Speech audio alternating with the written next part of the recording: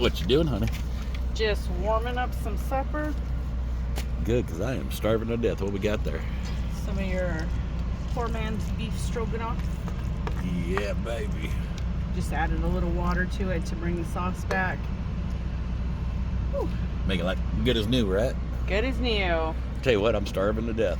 Plus we packed some more leftovers that G made. You guys seen him make it on the Blackstone. The meat with the peppers and onions, and then the squash and the zucchini and onions. Hell, I ate them veggies last night for supper. Yeah. And that's what we're gonna feast on this week. Well, we left the house, got up here to Edgerton, Kansas. We got our load picked up. I'm looking at the back of your head right now, sweetheart. Are you? Whoops. Yeah. Sorry. We got our load picked up. We got to go deliver at 6 a.m. there in Kansas City, Kansas. Yup. And then hopefully we got another one ready for us. And the puppies have ate their supper and went out and used the bathroom, and they're bedded down. How's your puppy doing? He's doing really good. I'm very proud of him. He's fitting right into the mix. He is. He's been most of the day all day on Friday with us in the truck, and he did really well. No accidents. Today again on the drive from the house up here to Kansas. He's looking at you like you talking about me. He's kind of trying to get used to stuff.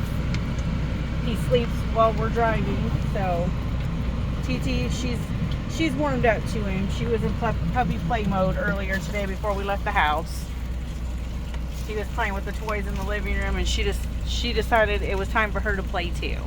Want to thank you all for all the prayers for Joe Denny, guys. Yes, thank you guys for praying for our brother Joe. For anybody that donated to his GoFundMe. Thank you. I can't stand GoFundMes. I really can't, but the family's the one that started the GoFundMe, and I wanted to help in any way I could. Yeah, so if you can, they appreciate it. Prayers are more than welcomed, and they appreciate those as well. I know most of us can't afford to do it, but we can't afford not to. Because if we don't take care of each other out here, nobody else will. Because Joe Denny, he'd be out there. He'd be the any first. One of us. He'd for be the any first. One of us. He's a good man, and I can't imagine, what his family is going through. Especially getting that phone call at that time in the morning on Saturday. That is the worst phone call any driver's family can ever receive. You've been on that end of the phone call, ain't you? Yes. And luckily, it was a false alarm. It was a false alarm, but for the Gerald Johnson, that his family, that wasn't a false alarm for his family. No, it wasn't. So you guys keep our brother Joe and his family in your prayers, and also the family of the two that were in the car that hit him head on. They didn't make it out of the crash. So please keep their family in your prayers as well. Definitely. Guys, much love. I'm going to eat me some supper. I'm starving to death. I got a fly in here. One fly. I need one of them assault guns.